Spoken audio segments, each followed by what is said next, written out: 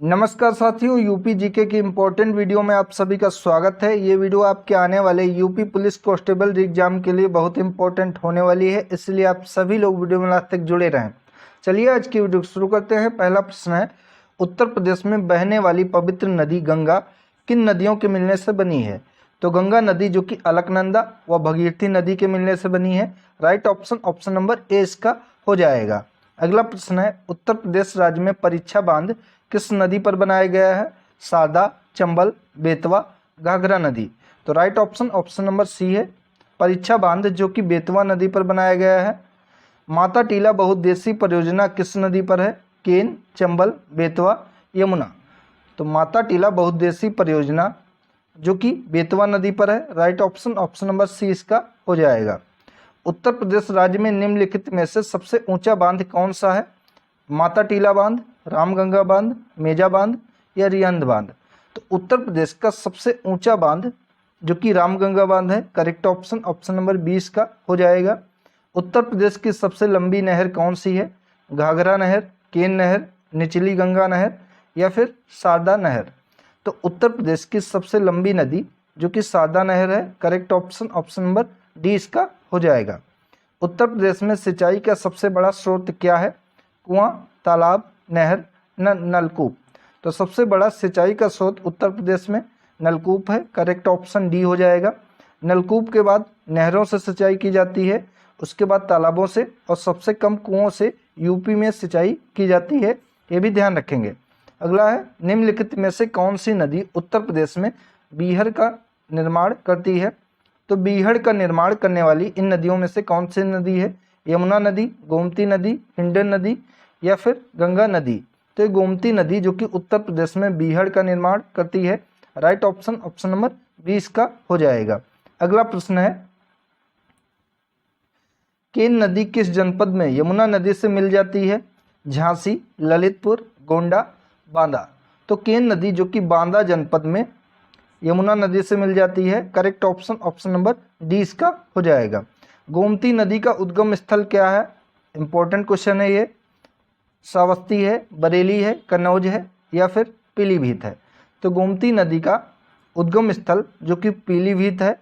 Correct option number D इसका right option हो जाएगा। ये पीलीभीत के फुलहर झील से होकर निकलती है। कहाँ से निकलती है? तो पीलीभीत से फुलहर झील से होकर निकलती है गोमती नदी, ध्यान रखेंगे। रामगंगा और गंगा नदी का संगम कहाँ पर होता है? बरेली के निकट, शाहजहाँपुर के निकट, हरदोई के निकट या फिर कन्नौज के निकट। तो रामगंगा और गंगा नदी का संगम जो कि कन्नौज के निकट होता है। राइट ऑप्शन डी इसका हो जाएगा। वह जिला जहां गंगा नदी उत्तर प्रदेश राज्य में प्रवेश करती है, वह जिला कौन सा है? मेरठ है, बुलंदशहर है, मथुरा है या बिजनौर है। तो उत्तर प्रदेश के बिजनौर जिले से गंगा नदी यूपी में प्रवेश करती है और निकलती कहाँ से है? तो बलिया जिले से होकर बाहर निकलती है और बिहार जाती है। तो करेक्ट ऑप्शन नंबर डी इसका हो जाएगा। बिजनौर जिले से प्रवेश करती है और बलिया जिले से निकलती है यूपी में गंगा नदी। अगला है, प्रदेश की सबसे पुरानी नहर कौन सी है? शारदा नहर, पूर्वी यमुना नहर, आगरा नहर या ऊपरी गंगा नहर। तो उत्तर प्रदेश की सबसे पुरानी नहर जो कि पूर्वी यमुना नहर है। राइट ऑप्शन नंबर बी हो जाएगा। निम्न में से कौन उत्तर प्रदेश, मध्य प्रदेश एवं बिहार की संयुक्त परियोजना है? बाणसागर बांध एवं नहर परियोजना, रिहंद परियोजना, नगवा नहर परियोजना या केन नहर परियोजना। तो इनमें से यूपी की, एमपी की और बिहार की जो संयुक्त परियोजना है वो बाणसागर बांध एवं नहर परियोजना है। राइट ऑप्शन नंबर ए इसका हो जाएगा। कौन सा विकल्प उत्तर प्रदेश के शहरों से उन नदियों के साथ मेल खाता है जिनके किनारे वे शहर स्थित हैं? तो गंगा नदी के किनारे कौन सा शहर स्थित है? तो बिठूर है, यानी कि ए का हो जाएगा 2। राप्ती नदी के गोमती नदी के किनारे जौनपुर है, तो सी का हो जाएगा 1। और सई नदी के किनारे प्रतापगढ़ है, तो डी का हो जाएगा 3। और राप्ती नदी के किनारे गोरखपुर है, तो बी का हो जाएगा 4। तो 2 4 1 3, 2 4 1 3 जो कि ऑप्शन नंबर बी में है, तो बी इसका राइट ऑप्शन हो जाएगा। अगला प्रश्न है, निम्नलिखित में से कौन सी नहर बुलंदशहर जिले के नरौरा नामक स्थान से निकाली गई है? ऊपरी गंगा नहर, निचली गंगा नहर, पूर्वी यमुना नहर या फिर आगरा नहर। तो इनमें से निचली गंगा नहर जो कि बुलंदशहर जिले के नरौरा नामक स्थान से निकाली गई है, राइट ऑप्शन 20 का हो जाएगा। यमुना नदी उत्तर प्रदेश में कौन से जनपद से प्रवेश करती है? तो अभी गंगा की बात हो रही थी, अब यमुना नदी की बात करें तो बिजनौर, मुजफ्फरनगर, सहारनपुर या फिर मुरादाबाद। तो राइट ऑप्शन है सहारनपुर से यमुना नदी उत्तर प्रदेश में, यहाँ पर गंगा नदी होना चाहिए था, यमुना नदी, ठीक है यमुना नदी ही होगा क्योंकि यमुना नदी उत्तर प्रदेश में सहारनपुर से प्रवेश करती है। Right option option number C इसका हो जाएगा। अगला है यमुना नदी उत्तर प्रदेश के किस जनपद में गंगा में मिल जाती है? कानपुर में, फतेहपुर में, इलाहाबाद में या फिर आगरा में। तो यमुना नदी उत्तर प्रदेश के प्रयागराज, इलाहाबाद में मिल जाती है संगम में। तो correct option option number C इसका हो जाएगा। ठीक है, अगला है रानी लक्ष्मीबाई बांध कहाँ पर स्थित है? टोंस नदी पर, केन नदी पर, बेतवा नदी पर या फिर रिहंद नदी पर। तो रानी लक्ष्मीबाई बांध जो कि बेतवा नदी पर स्थित है, राइट ऑप्शन सी इसका हो जाएगा। उत्तर प्रदेश में सर्वप्रथम नलकूपों का प्रयोग कहाँ पर शुरू हुआ? मेरठ में, सहारनपुर में, मुजफ्फरनगर में या फिर प्रयागराज में। तो सबसे पहले नलकूपों का प्रयोग यूपी में जो कि मेरठ में शुरू हुआ, right option option number A इसका हो जाएगा। पवित्र शालिग्राम पत्थर किस नदी में पाए जाते हैं? गोमती नदी, शारदा नदी, गंडक नदी या फिर घाघरा नदी। तो पवित्र शालिग्राम पत्थर जो कि गंडक नदी में पाए जाते हैं, करेक्ट ऑप्शन सी इसका हो जाएगा। गोविंद बल्लभ पंत सागर कहाँ पर स्थित है? मिर्जापुर में, ललितपुर में, बुलंदशहर में या फिर सोनभद्र में। तो गोविंद बल्लभ पंत सागर जो कि सोनभद्र में स्थित है झील, राइट ऑप्शन डी इसका हो जाएगा। मेजा जलाशय का निर्माण किस नदी पर किया गया है? पथराई नदी, शहजाद नदी, बेलन नदी या फिर कर्मनाशा नदी। तो बेलन नदी पर मेजा जलाशय का निर्माण किया गया है, राइट ऑप्शन सी इसका हो जाएगा। उत्तर प्रदेश में सर्वाधिक नहरें प्रदेश के किस भाग में पाई जाती हैं? पूर्वी भाग में, दक्षिणी भाग में, पश्चिमी भाग में या फिर उत्तरी भाग में। तो सबसे ज़्यादा उत्तर प्रदेश में नहरें जो कि पश्चिमी भाग में पाई जाती हैं, राइट ऑप्शन सी इसका हो जाएगा। रामगंगा नदी उत्तर प्रदेश के किस जनपद से राज्य में प्रवेश करती है? मुरादाबाद, बिजनौर, कन्नौज, फतेहपुर। तो रामगंगा नदी जो कि उत्तर प्रदेश के बिजनौर से प्रवेश करती है, राइट ऑप्शन ऑप्शन नंबर 20 का हो जाएगा। बाण सागर परियोजना किस नदी पर स्थित है? बेतवा, रिहंद, सोन या यमुना। इसका राइट ऑप्शन क्या हो जाएगा? आप लोग कमेंट में बताइए कि बाण सागर परियोजना किस नदी पर स्थित है। तो ये सोन नदी पर स्थित है, करेक्ट ऑप्शन सी है। घाघरा नदी का उद्गम स्थान कहाँ है? मापचा चुंगो, त्रिवेणी, मानसरोवर या फिर अमरकंटक। तो मापचा चुंगो जो कि घाघरा नदी का उद्गम स्थान है, right option option number A इसका हो जाएगा। ओबरा बांध किस नदी पर स्थित है? गंगा, यमुना, रिहंद, गोमती। तो ओबरा बांध जो कि रिहंद नदी पर स्थित है, करेक्ट ऑप्शन सी होगा। गंगा नदी उत्तर प्रदेश के कितने जिलों से होकर बहती है? इंपॉर्टेंट है। तो गंगा नदी उत्तर प्रदेश के 28 जिलों से होकर बहती है, right option option number C इसका हो जाएगा 28। अगला प्रश्न है यमुना नदी प्रदेश के कितने जिलों से होकर बहती है? तो गंगा नदी तो 28 जिलों से होकर बहती है, लेकिन यमुना नदी जो कि उत्तर प्रदेश के 20 जिलों से होकर बहती है, करेक्ट ऑप्शन 20 का हो जाएगा। हथिनी कुंड परियोजना किस नदी पर स्थित है? यमुना, रामगंगा, सरयू या फिर गंगा। तो हथिनी कुंड परियोजना जो कि यमुना नदी पर स्थित है, करेक्ट ऑप्शन ए इसका होगा। सरयू नदी किस नदी के सहायक नदी है? पिंडर, भगीरथी, टोंस या शारदा। तो सरयू नदी जो कि शारदा नदी की सहायक नदी है, राइट ऑप्शन डी इसका हो जाएगा। घाघरा नदी उत्तर प्रदेश के किस जनपद से राज्य में प्रवेश करती है? छपरा। तो छपरा तो बिहार का जनपद है। लखीमपुर खीरी, लखनऊ या फिर बलरामपुर। तो घाघरा नदी जो कि उत्तर प्रदेश के लखीमपुर खीरी जनपद से राज्य में प्रवेश करती है, राइट ऑप्शन ऑप्शन नंबर 20 का हो जाएगा। शारदा नदी किस जिले से उत्तर प्रदेश में प्रवेश करती है? पीलीभीत, बरेली, लखीमपुर खीरी या फिर रामपुर। तो शारदा नदी जो कि उत्तर प्रदेश के पीलीभीत जिले से प्रवेश करती है, right option option number A इसका हो जाएगा। लखनऊ शहर किस नदी के तट पर बसा हुआ है? यमुना नदी, सरस्वती नदी, गोमती नदी, गंगा नदी। तो गोमती नदी के तट पर लखनऊ शहर बसा हुआ है, right option option number C हो जाएगा। और गोमती नदी के तट पर जौनपुर शहर बसा हुआ है, ये भी ध्यान रखेंगे। कानपुर शहर किस नदी के किनारे स्थित है? तो right option option number B होगा, कानपुर शहर जो कि गंगा नदी के किनारे स्थित है। गंगा नदी की निम्न में से कौन सी सहायक नदी नहीं है? तो घाघरा, यमुना और चंबल, ये तीनों नदियां जो कि गंगा नदी की सहायक नदी हैं, लेकिन गोमती नदी गंगा नदी की सहायक नदी नहीं है। Right option option number C इसका हो जाएगा। उद्गम स्रोतों के आधार पर उत्तर प्रदेश में कितने प्रकार की नदियां पाई जाती हैं? 2, 3, 4 या फिर 5 प्रकार की? तो उद्गम स्रोतों के आधार पर उत्तर प्रदेश में 3 प्रकार की नदियां पाई जाती हैं, करेक्ट ऑप्शन बी है। निम्नलिखित में से कौन सा नगर गंगा के किनारे स्थित नहीं है? तो इनमें से कानपुर, कन्नौज और गाजीपुर जो कि गंगा नदी के किनारे स्थित है, लेकिन कौशाम्बी गंगा नदी के किनारे स्थित नहीं है, तो right option option number B हो जाएगा। बेतवा नदी उत्तर प्रदेश के किस जिले में यमुना नदी से मिलती है? झांसी, इटावा, जालौन, हमीरपुर। तो बेतवा नदी जो कि उत्तर प्रदेश के हमीरपुर जिले से यमुना नदी में मिलती है, करेक्ट ऑप्शन डी इसका हो जाएगा। अगला प्रश्न है, उत्तर प्रदेश में बहने वाली गोमती नदी किस स्थान पर गंगा नदी से मिलती है? कन्नौज, प्रयागराज, गाजीपुर या फिर इनमें से कोई नहीं? तो उत्तर प्रदेश में बहने वाली गोमती नदी जो कि गाजीपुर में गंगा नदी से मिलती है, राइट ऑप्शन सी इसका हो जाएगा। निम्न में से कौन सी यमुना की सहायक नदी नहीं है? यूपी पुलिस कांस्टेबल 2018 का क्वेश्चन है। तो इनमें से कौन सी नदी यमुना के सहायक नदी नहीं है? तो बेतवा, केन और चंबल, ये तीनों नदियां जो कि यमुना की सहायक नदी हैं, लेकिन कल्याणी यमुना नदी की सहायक नदी नहीं है। तो right option option number A इसका होगा। निम्न में से किस नदी के तट पर गोरखपुर स्थित है?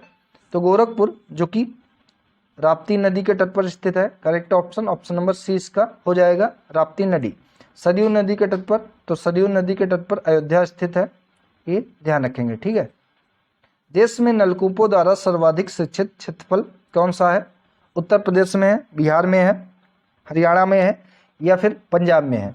तो नलकूपों के माध्यम से सबसे ज़्यादा सिंचाई जो कि उत्तर प्रदेश राज्य में होती है, right option option number A हो जाएगा। शुक्रताल किस स्थान पर स्थित है? मुजफ्फरनगर, रुड़की, मुरादनगर या फिर हरिद्वार? तो शुक्रताल जो कि मुजफ्फरनगर में स्थित है, राइट ऑप्शन ए इसका हो जाएगा। फुलहर झील उत्तर प्रदेश के किस जनपद में स्थित है? पीलीभीत, सुल्तानपुर, आगरा या लखनऊ? तो फुलहर झील जो कि उत्तर प्रदेश के पीलीभीत जनपद में स्थित है और यहीं से गोमती नदी का उद्गम हुआ है, ठीक है। Right option option number A हो जाएगा।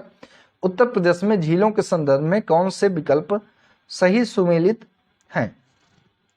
तो इनमें से कौन से विकल्प सही सुमेलित हैं? तो रामगढ़, गोरखपुर, मानसी गंगा, मथुरा, लक्ष्मीताल, झांसी, मदन सागर, महोबा। तो सभी चारों सही हैं, right option option number D इसका हो जाएगा।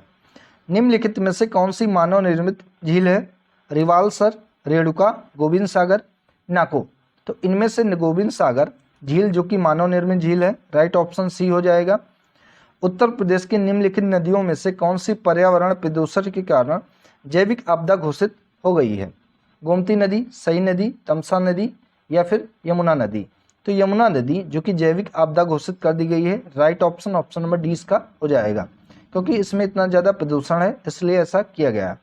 उत्तर प्रदेश में स्थित अयोध्या नगर किस नदी के किनारे स्थित है? ये भी यूपीपी 2013 में पूछा गया क्वेश्चन है। सरयू, यमुना, गंगा, गोमती। तो इनमें से अयोध्या जो कि सरयू नदी के तट पर स्थित है, right option option number A इसका हो जाएगा। अगला प्रश्न है, उत्तर प्रदेश में स्थित सबसे ऊंचा बांध कौन सा है? मेजा, रामगंगा, माता टीला या फिर रिहंद? तो सबसे ऊंचा बांध जो कि रामगंगा बांध है, राइट ऑप्शन बी होगा इसका। राजघाट बांध तथा नहर परियोजना उत्तर प्रदेश तथा मध्य प्रदेश सरकार के बराबर सहयोग वाले संयुक्त परियोजना है, जो कि बनी है बेतवा नदी पर, चंबल नदी पर, केन नदी पर या फिर यमुना नदी पर। तो राजघाट बांध तथा नहर परियोजना जो कि बेतवा नदी पर है, right option option number A इसका होगा। निम्नलिखित में से कौन सी नदी उत्तर प्रदेश राज्य से प्रवाहित नहीं होती है? तो इनमें से सोन नदी, हिंडन नदी और सादा नदी, ये तीनों नदियां उत्तर प्रदेश से प्रवाहित होती हैं, लेकिन गंडक नदी उत्तर प्रदेश से प्रवाहित नहीं होती है। तो right option option number C इसका हो जाएगा, ठीक है। अगला प्रश्न है, निम्न राज्यों में से कौन ट्यूबवेल सिंचाई के क्षेत्र में सर्वोच्च स्थान पर है? बिहार, उत्तर प्रदेश, हरियाणा, उत्तराखंड। तो इनमें से ट्यूबवेल सिंचाई के क्षेत्र में सर्वोच्च स्थान पर जो कि उत्तर प्रदेश राज्य है, राइट ऑप्शन बी इसका हो जाएगा। उत्तर प्रदेश राज्य में कुल सिंचित क्षेत्र का नहर सिंचाई क्षेत्र लगभग कितना प्रतिशत है? तो उत्तर प्रदेश में नहरों के माध्यम से कुल 30% ही सिंचाई की जाती है, right option option number D इसका हो जाएगा। सिंगरौली लघु जल विद्युत परियोजना कहाँ पर स्थित है? तो सिंगरौली लघु जल विद्युत परियोजना बिहार, उत्तर प्रदेश, मध्य प्रदेश या फिर छत्तीसगढ़। तो ये उत्तर प्रदेश में स्थित है, राइट ऑप्शन ऑप्शन नंबर 20 का हो जाएगा। ठीक है, अगला प्रश्न देखते हैं। उत्तर प्रदेश में किस प्रकार की मिट्टी अधिकांशतः पाई जाती है? बलुई मिट्टी, जलोढ़ मिट्टी, लाल दोमट मिट्टी या लाल और काली मिट्टी का मिश्रण। तो उत्तर प्रदेश में सर्वाधिक मात्रा में जो कि जलोढ़ मिट्टी पाई जाती है और ये बहुत ही उपजाऊ मिट्टी मानी जाती है, करेक्ट ऑप्शन ऑप्शन नंबर 20 का हो जाएगा। उत्तर प्रदेश में मुख्य प्रकार की फसलें निम्न में से कौन सी हैं? रबी की फसलें, खरीफ फसलें और जायद फसलें। तो उत्तर प्रदेश में मुख्यतः 3 प्रकार की फसलें होती हैं, जिनमें रबी फसलें, खरीफ फसलें और जायद की फसलें होती हैं, right option option number A इसका होगा। उत्तर प्रदेश की सबसे महत्वपूर्ण नगदी फसल कौन सी है? तो राइट ऑप्शन ऑप्शन नंबर 20 का हो जाएगा। यूपी की सबसे महत्वपूर्ण नगदी फसल जो कि गन्ना है, करेक्ट ऑप्शन बी है। उत्तर प्रदेश में प्रमुख रबी फसलें कौन कौन सी हैं? तो गेहूं, चना, मटर, जौ जो कि यूपी की प्रमुख रबी की फसलें हैं, correct option option number A इसका हो जाएगा। गेहूं, चना, मटर और जौ। प्रदेश का सर्वाधिक गेहूं उत्पादक जिला कौन सा है? गोरखपुर, गोंडा, प्रयागराज या फिर रायबरेली। तो सबसे ज़्यादा गेहूं का उत्पादन जो कि गोरखपुर जिले में होता है, correct option option number A इसका होगा। आलू के उत्पादन में भारत में उत्तर प्रदेश का कौन सा स्थान है? 2018 वीडियो का क्वेश्चन है ये, पहला, दूसरा, तीसरा या फिर चौथा। तो आलू के उत्पादन में भारत में यूपी का स्थान जो कि पहला है, right option option number A इसका हो जाएगा। भारत में उत्तर प्रदेश के गन्ना उत्पादन में कौन सा स्थान है? 5वां, तीसरा, दूसरा या फिर पहला। तो पहला स्थान यूपी का गन्ना उत्पादन में है भारत में, right option option number D इसका हो जाएगा। ठीक है, डी राइट ऑप्शन है। उत्तर प्रदेश का सबसे बड़ा उत्पादक है केले का, अमरूद का, आम का या फिर पपीते का। तो उत्तर प्रदेश जो कि आम का सबसे बड़ा उत्पादक है, इसके लिए आम के लिए लखनऊ का मलिहाबाद प्रसिद्ध है, correct option option number C इसका हो जाएगा। अगला प्रश्न है, आंवले का सर्वाधिक उत्पादन करने वाला जिला कौन सा है? प्रतापगढ़, सुल्तानपुर, रायबरेली या फिर जौनपुर। तो आंवले का सर्वाधिक उत्पादन करने वाला जिला जो कि प्रतापगढ़ जिला है, correct option option number A इसका होगा। उत्तर प्रदेश के निम्नलिखित में से किस जिले में अफीम की फैक्ट्री स्थित है? वाराणसी में, गाजीपुर में, बलिया में या फिर कानपुर में। तो अफीम की फैक्ट्री जो कि गाजीपुर जिले में स्थित है, राइट ऑप्शन ऑप्शन नंबर 20 का होगा। ग्रेनाइट के रूप में बेतवा तथा धसान नदियों के जल प्लावित क्षेत्रों में किस प्रकार की मृदा पाई जाती है? भोटा मृदा, राकड़ मृदा, पड़वा मृदा या फिर लाल मृदा। तो यहाँ पर लाल मृदा पाई जाती है, लाल मिट्टी पाई जाती है, right option option number D इसका हो जाएगा। प्रदेश का सर्वाधिक चना उत्पादक क्षेत्र कौन सा है? पश्चिमी मैदान है, मध्य प्रदेश मैदान है, मध्य मैदान है या फिर बुंदेलखंड क्षेत्र का मैदान है। तो प्रदेश का सर्वाधिक चना उत्पादक मैदान जो कि बुंदेलखंड क्षेत्र है, right option option number D इसका होगा। प्रदेश में पान उत्पादन के लिए कौन सा जिला विशेष रूप से प्रसिद्ध है? बांदा, महोबा, ललितपुर या फिर झांसी। तो पान उत्पादन के लिए महोबा जिला जो कि सबसे प्रसिद्ध है यूपी में, राइट ऑप्शन ऑप्शन नंबर 20 का हो जाएगा। भारत में आमों का सबसे बड़ा उत्पादक राज्य कौन सा है? तो भारत में आमों का सबसे बड़ा उत्पादक राज्य जो कि उत्तर प्रदेश ही है, correct option option number D इसका हो जाएगा। निम्नलिखित में से कौन सा विकल्प उत्तर प्रदेश की महत्वपूर्ण अनाज फसलों के नाम का उल्लेख करता है? तो इनमें से चावल, गेहूं, बाजरा, जौ और मक्का जो कि उत्तर प्रदेश की महत्वपूर्ण अनाज फसलों के नाम का उल्लेख करता है, right option option number B हो जाएगा। ठीक है, यहाँ मूंगफली ऑप्शन में है तो गलत होगा, यहाँ बाजरा है, ज्वार है और यहाँ बाजरा है, तो right option option number B हो जाएगा। प्रदेश में पान अनुसंधान एवं प्रशिक्षण केंद्र की स्थापना कहाँ पर की गई है? इंपॉर्टेंट क्वेश्चन है ये। तो उत्तर प्रदेश में पान अनुसंधान एवं प्रशिक्षण केंद्र की स्थापना जो कि उत्तर प्रदेश के महोबा जनपद में की गई है, राइट ऑप्शन सी हो जाएगा। उत्तर प्रदेश को कितने शस्य जलवायु क्षेत्रों में विभाजित किया गया है? तो यूपी को कुल 9 शस्य जलवायु क्षेत्रों में विभाजित किया गया है, राइट ऑप्शन डी होगा। भारत के पहले कृषि विश्वविद्यालय का नाम क्या है? तो भारत के पहले कृषि विश्वविद्यालय की स्थापना जो कि पंतनगर में हुई थी, कहाँ हुई थी? पंतनगर में हुई थी। और इसका नाम क्या है? तो इसका नाम है GBPUAT पंतनगर, GBPUAT पंतनगर इसका नाम है, राइट ऑप्शन सी हो जाएगा। भारतीय पशु चिकित्सा अनुसंधान संस्थान कहाँ पर स्थित है? बरेली, आगरा, लखनऊ या फिर मेरठ? तो भारतीय पशु चिकित्सा अनुसंधान संस्थान जो कि बरेली में है, right option option number A है। उत्तर प्रदेश में रिक्त स्थान है। कृषि कुंभ 2018 का आयोजन कहाँ पर किया गया था? तो यूपी में कृषि कुंभ 2018 का आयोजन जो कि लखनऊ में किया गया था, राइट ऑप्शन डी है। उत्तर प्रदेश की प्रमुखतम तिलहनी फसल कौन सी है? सूरजमुखी है, कुसुम है, राई तथा सरसों है या फिर अलसी है? तो उत्तर प्रदेश की प्रमुख तिलहनी फसल जो कि राई व सरसों है, करेक्ट ऑप्शन सी होगा। उत्तर प्रदेश की अर्थव्यवस्था पर आधारित है, मत्स्य पालन पर, कृषि पर, कपड़ा पर या फिर खाद्य पर? तो उत्तर प्रदेश की अर्थव्यवस्था जो कि मुख्य रूप से कृषि पर आधारित है, राइट ऑप्शन ऑप्शन नंबर 20 का हो जाएगा। और यहाँ की मुख्य नकदी फसल जो कि गन्ना है। प्रदेश में आलू निर्यात क्षेत्र कहाँ पर स्थापित किया गया है? तो उत्तर प्रदेश में आलू निर्यात क्षेत्र जो कि स्थापित किया गया है आगरा में, right option option number D इसका होगा।